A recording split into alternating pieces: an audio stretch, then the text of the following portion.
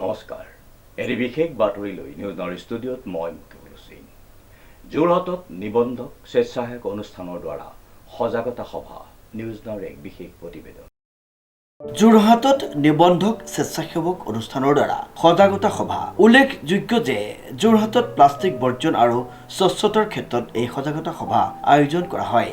আজি আমাৰ এই বৰিগাঁও ধৰ্মণী সভাৰ প্ৰাংগণত নিবন্ধন স্বেচ্ছাসেৱক গোটৰ সদস্যসকলে একগোট হৈ স্বচ্ছতা পখেক উদযাপন কৰিছে। জুলাই 1 তাৰিখৰ পৰা 15 তাৰিখলৈকে এই স্বচ্ছতা পখেক অভিযান তেওঁলোকে আৰম্ভ কৰিছে। ইয়াৰ দ্বাৰা জনসাধাৰণক পৰিষ্কাৰ পৰিচ্ছন্নতাৰ বাবে প্লাষ্টিক বৰ্জনৰ যি সজাগতা সেই সজাগতা আনিবৰ কাৰণে যত্নপৰ হৈছে আৰু তাৰ বাবে যাতে প্ৰত্যেকজন ৰাইজ সজাগ হয়, সচেতন হয় আৰু প্লাষ্টিক মুক্ত এখন দেশ গঠন কৰিব পাৰে সেই কথাৰ কাৰণে তেখেতসকলে আজি সকলোকে সজাগ কৰিবলৈ চেষ্টা কৰিছে। আৰু এটা কথা ঠিক, আমি প্ৰত্যেকজন সদস্যই যদি পৰিয়ালৰ মুৰব্বীৰ পৰা ল'ৰাটো বা ছোৱালীজনীলৈকে যদি সজাগ নহওঁ তেতিয়াহ'লে এই দেশখন বা এই ৰাজ্যখন, এই চহৰখন, এই গাঁওখন কেতিয়াও আমাৰ সমস্যা মুক্ত নহয়, প্লাষ্টিক মুক্ত নহয়। কাৰণ প্লাষ্টিক ব্যৱহাৰৰ পৰা আজি যিমানখিনি বেমাৰৰ সৃষ্টি হৈছে, যিমানখিনি সমস্যাৰ সৃষ্টি হৈছে এই সকলোখিনি আমাৰ অনুমেয়। গতিকে আজি নিবন্ধন স্বেচ্ছাসেৱক গোটে যি এক পদক্ষেপ গ্ৰহণ কৰিছে ই সঁচাকৈ প্ৰশংসনীয় আৰু ইয়াৰ দ্বাৰা আমাৰ জনসাধাৰণ উপকৃত হ'ব বুলি আমি সঁচাকৈ আশাবাদী। আৰু প্ৰধানমন্ত্ৰী নৰেন্দ্ৰ মোদী ডাঙৰীয়াই মহাত্মা গান্ধীৰ আদৰ্শৰে যি পাৰিপাৰ্শ্বিকতাৰ দিশে অৱলম্বন কৰি যি স্বাস্থ্য সজাগতা আৰু এই প্লাষ্টিক মুক্ত দেশ গঠন কৰাৰ যি পদক্ষেপ গ্ৰহণ কৰিছে তাৰ প্ৰতি ৰাইজ সজাগ হওক আৰু তাৰ প্ৰতি ৰাইজে কৰ্ণগোচৰ কৰক আৰু তাক যাতে দৃঢ় সংকল্প লৈ হাতে কামে আগবাঢ়ি যায়, তেতিয়াহে এখন দেশ স্বচ্ছতা আৰু উন্নতিৰ পথত আগবাঢ়ি যাব বুলি আমাৰ যোৰহাট বৰিগাঁৱৰ ধৰ্ম সন্মিলনী প্ৰেক্ষাগৃহত অনুষ্ঠিত হয় এই সজাগতা সভাত পঞ্চায়তৰ সভাপতিকে মুখ্য কৰি পঞ্চায়তৰ সদস্য আৰু ৰাইজ উপস্থিত আছিল। আজি সজাগতামূলক যি অনুষ্ঠান স্বচ্ছতা পখৱাৰা যোনটো 1 জুলাইৰ পৰা 15 জুলাইলৈকে হৈ আছে, তো তাত আমাৰ নিবন্ধন ফাউণ্ডেশ্যনৰ মানে যোনটো অনুষ্ঠান আয়োজিত কৰিলে ONGCৰ পৰা ছাপোৰ্ট কৰা আৰু পশ্চিম চাৰিগাঁও পঞ্চায়তৰ তেওঁলোকৰ যৌথ প্ৰচেষ্টাত আজি সঁচাকৈ এক ভাল এক পদক্ষেপ তেওঁলোকে হাতত লৈছে। আৰু আমাৰ যোনখিনি পাৰ্টিচিপেণ্টছখিনি আছিলে ৰাইজৰ সহযোগিতা তেওঁলোকে যথেষ্ট পাইছে। আৰু ইয়াতে তেওঁলোকে মৰাপাটৰ এটা বেগ আৰু ডাষ্টবিন তেওঁলোকে বিতৰণ কৰা হৈছে এই অনুষ্ঠানতে।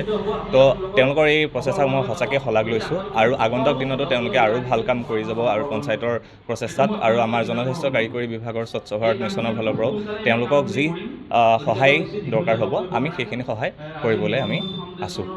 মই প্ৰথমে আহ্বান জনাম আমাৰ যোৰহাটবাসী ৰাইজক যে স্বচ্ছ ভাৰত অভিযান গ্ৰামীণ সফল কৰোৱা হয়। অৰ্থাৎ ভাৰত চৰকাৰে ইতিমধ্যে স্বচ্ছ ভাৰত অভিযান গ্ৰামীণ সফল কৰি তুলিবৰ কাৰণে আমাৰ যিটো পৰিৱেশৰ বিস্তৰ ক্ষতি হোৱা সামগ্ৰীসমূহে যাতে পৰিৱেশ ক্ষতি নকৰে সেই ক্ষেত্ৰত পঞ্চায়ত পৰ্যায়ত স্বচ্ছ ভাৰত অভিযান গ্ৰামীণে এটা পৰিকল্পিত আঁচনি প্ৰস্তুত কৰিছে, যিটো আঁচনিৰ যোগেদি আমাৰ প্ৰত্যেকটো পৰিয়ালত যিমানবিলাক জৈৱিক বা অজৈৱিক পেলনীয়া সামগ্ৰী থাকিব সেই সামগ্ৰীসমূহ পঞ্চায়তৰ বাহনৰ যোগেদি নিৰ্দিষ্ট স্থানত পৰিৱেশৰ ক্ষতি নোহোৱাকৈ তেওঁলোকে সংৰক্ষণৰ ব্যৱস্থা কৰিছে এই আঁচনিখনৰ যোগেদি।